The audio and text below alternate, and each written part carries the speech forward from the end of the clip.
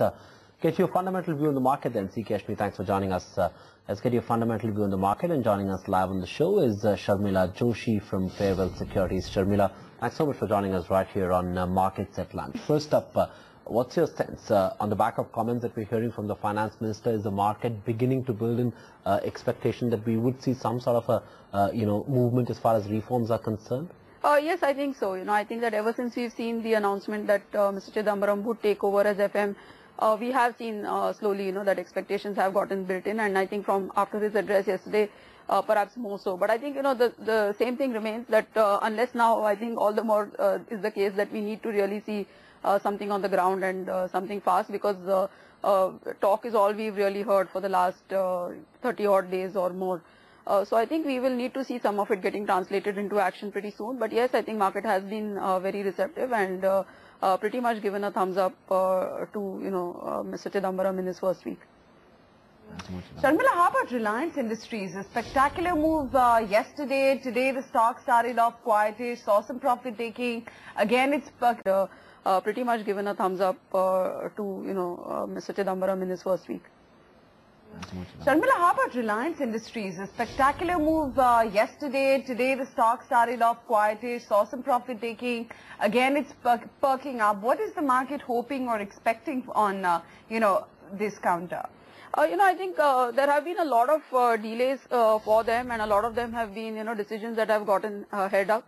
So maybe they think that, they will now have a more receptive year, and some things could get moving on the ground for them. In any case, I think in terms of price, the stock did look attractive. It is range bound. Whether it moves out, breaks out of that range, which it keeps making at around 780, 800 and is able to move higher, I think is the question we need to ask. But yes, I think market somehow sense that with this new appointment, maybe they'd get a more receptive year, and some of the problems that have been, the policy issues and the regulatory issues, some of them would get a faster clearance. Sharmila, what about the IT pack? In light of the guidance that's been given by Cognizant of 20% growth, do you now believe that Infosys is the only, sore IT, company, because that's the only one that's not so optimistic as far as the near term is concerned, whether it's TCS, whether it's HCL Tech, and now even Cognizant, we're all pretty bullish on the outlook. Yes, absolutely. And I think that we've already seen that a lot of the mid-cap companies have got a huge thumbs up post numbers. I think anything that's not in the BFSI space has also been very well received by the market. So I think clearly now that differentiation has happened within the IT pack, where you are sensing that perhaps even among the frontline companies there would be a different rate of growth for each. And if you are more focused on one sector, and if that sector is going through some kind of upheaval, then you will see more contraction there. And mid-caps have had a really good run, and we've seen that valuation gap close, which again is something that markets spoke of for the longest time, but we are really seeing it happen now, where we are seeing that valuation gap get closed. So it's very interesting actually. I think as you said, what is happening with IT.